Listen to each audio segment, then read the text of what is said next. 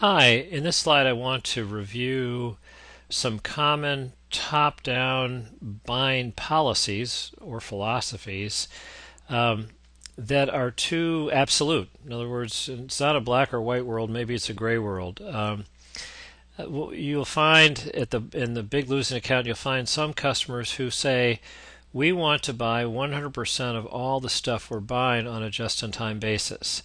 And actually, just-in-time works for large, valuable, expensive, big volume OEM ingredients. So if you're building, some big, you know, snow blowers, obviously the engine that goes in there is a pretty valuable piece of equipment, and you don't want to buy a truckload of those because then you have to store them. It ties up a lot of money and so forth. Whereas and I put as an example here of a chef. If a chef wanted to go shopping to buy stuff for what they're going to make for a big feast, they want to get their meat and their vegetables on a just-in-time fresh basis, but they wouldn't say, oh, and by the way, I want 2 pinches of salt and a dash of pepper and three splashes of Tabasco, the different kinds of condiment ingredients. They actually have their own spice rack with containers of that stuff that can last them months at a time. It's always available when needed. It's a pain to be doing some huge recipe and realize that for lack of a pinch of something, you have to race off to the store to get a stick of butter or something like that. So it turns out that there are categories, and there's some items that are viable just in time, and there are other ones like spices, or you wouldn't buy your paper clips to your desk on a just in time basis. Now you just buy a box of them and they last for some period of time.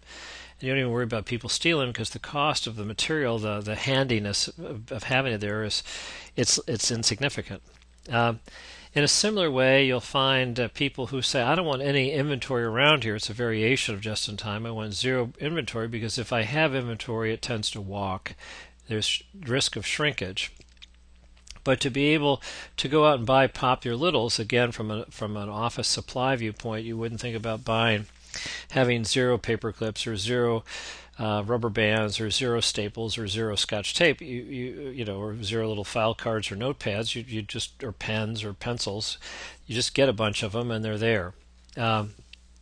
So when a contractor says no inventory on the truck, and they're buying, in a sense, little fasteners and things and screws that they use all the time randomly here, there, and everywhere, they would do better to have a little stash of those in a little custom supply closet on the van itself.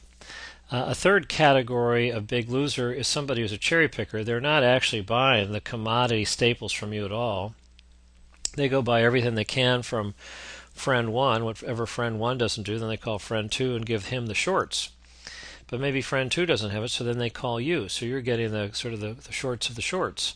And if you have enough goofy dust collecting items in your warehouse, odds are that you're going to have some stuff they need. And they'll say, great, send me the $5 widget or the $10 widget, and that's all I want.